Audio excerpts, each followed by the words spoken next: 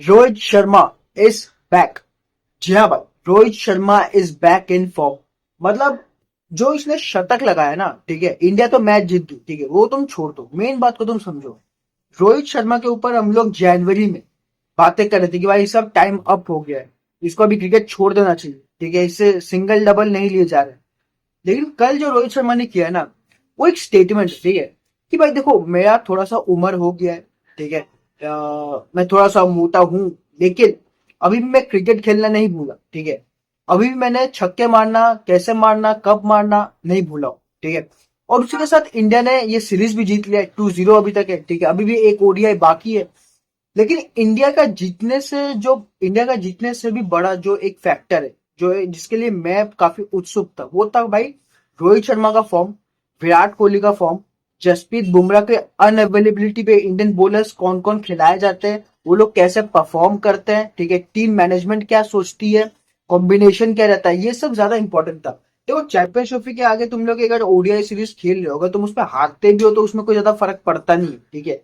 तुम जीतते हो तो ठीक है, लेकिन हारते हो तब भी इतना कोई फर्क पड़ता नहीं। लेकिन अगर इस सीरीज में रोहित शर्मा वही 0 रन बनाता, ठीक है, विराट कोहली वही इधर उधर करने लगता, इंडिया का बैटिंग कोलैप्स कर जाता, जो कि इतने महीने से हो रहा था, अगर ये सब होता ना, तो इंडिया के लिए और भी घटिया हो जाता चैंपियंस ट्रॉफी। लेकिन मैं यहाँ पे एक बहुत ही बड़ा पॉजिटिव मेरे को जो मिला है, ठीक है, वो ये कि देखो रोहित शर्मा भले ही आउट ऑफ फॉर्म था, लेकिन उसने जो ये शतक मारा ना, वो ये दिखाता है कि भाई साहब मैं कभी भी गियर चेंज कर सकता हूँ, ठीक है। अब तक तो हम लोग उसका टेस्ट मैचेस के बारे में लेके बात करते कि भाई ऐसा है वैसा है, लेकिन ओडीआई में उसने दिखा दिया कि भाई साहब थोड़ा सा भरोसा रखो, थोड़ा सा टाइम रखो, ठीक है, मैं हूं। भाई ने 25वां ओडीआई शतक लगा दिया, 25वां ओडीआई शतक, और वो ऐसा नहीं क्योंकि बहुत ही स्क्रैची इनिंग्स था, बैट के एज में बॉल लग रहा था, वैसा नहीं, proper cricketing shots, proper 6 run, ठीक है। और उससे भी बढ़कर 6 रन से भी बढ़कर मैं जो पर्सनली देख रहा था वो ये था कि भाई साहब ये सिंगल ले रहा है कि नहीं ले रहा है, ठीक है।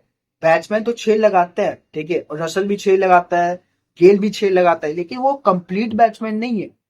जो बैट्समैन सिंगल डबल लेता रहता है, ठीक है, जो स्पिनर को सही टेक्निक से खेलता है, वो है एक असली बैट्समैन, और रोहित शर्मा ने कल वही किया, ठीक है। वो 6 मारने के बाद सिंगल भी ले रहा था, वो 4 मारने के बाद सिंगल भी ले रहा था, वो स्ट्राइक रोटेट भी कर रहा था, वो 2 रन भी ले रहा था, ठीक है।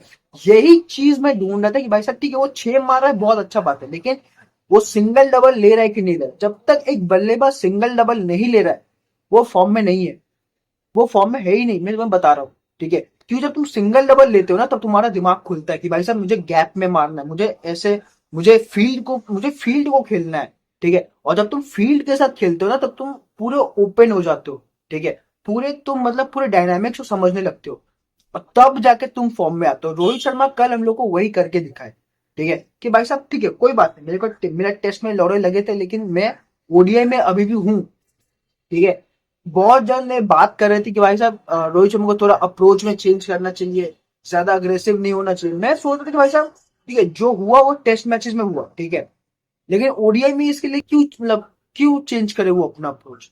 मैं तो चाहता था कि भाई रोहित शर्मा ऐसा ही खेले, ठीक है, मैं चाह रहा था कि भाई साहब रोहित शर्मा ऐसा ही खेले।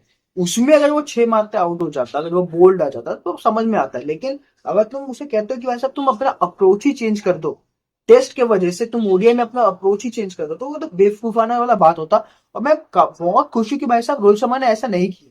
रोहित शर्मा अपना गेम जानता है, ठीक है, हम लोग को उसको सिखाने की कोई जरूरत है नहीं, ओके। तो वैसे बेहतर होगा रोहित शर्मा का बात, देखो विराट कोहली का रहा बात, ठीक है, मैं उसे बात भी नहीं करना चाहता हूँ, क्योंकि क्या तुम सोच सकते हो विराट कोहली के बगैर प्लेइंग 11 बनाना, वो भी चैंपियंस ट्रॉफी में? नहीं ना, छोड़ दो विराट कोहली को, छोड़ दो, ठीक है। अब आते हैं हम लोग अक्षर पटेल।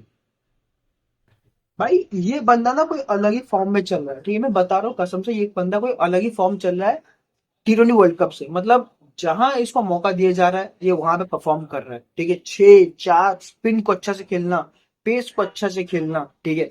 फिर ऊपर से रविंद्र जडेजा, वो भी भाई अलग ही फॉर्म में चल रहा है, ठीक है। कुल मिला के अच्छा हुआ, कल का मैच बहुत ही अच्छा था, ठीक है। लेकिन अभी भी जो मेरे को सबसे एक एक लूज एंड जो इंडियन टीम में लग रहा है वो ये है कि भाई साहब केएल राहुल, मैं कल मैच देख रहा था, ठीक है, उसका बैटिंग देख के लिटरली मेरे को नींद आ गया। जब केएल राहुल बैटिंग करने आया, ठीक है, तब भारत को कुछ 59 बॉल्स में 30 रन चाहिए थे। वो बंदा के जो बॉल को मारना था उसको डिफेंड कर रहा है, ठक ठक ठक, और जिसको नहीं मारना था, जिसको छोड़ देना था, वो उसको मारने गया, पीछे कैच आउट हो गया। यही होता है जब तुम्हारा माइंडसेट ही डिफेंसिव हो, ठीक है। तुम जिस गेंद को मारना चाहिए तुम उसको तो मारते हो नहीं, जिसको नहीं मारना चाहिए तुम्हें लगता है मैं इसको मार देता हूँ। यही होता है जब तुम्हारा माइंडसेट ही इतना डिफेंसिव हो। तो ऐसा पर केएल को भी मैं क्या बोलूं, ठीक है, वो इतना डिफेंसिव प्लेयर। और मेरे को संजीव गोयनका का वो बात याद आता है, वो स्टैट पैटर्न वाला। ठीक है भाई, अपने आप को ये प्रूव कर दे रहा है, अपने आप को ही उनका बात में सही कर दे रहा है, तो फिर मैं अभी इसमें क्या, मैं क्या बोल सकता हूँ, ठीक है ना। तो बस इतना ही, थैंक यू।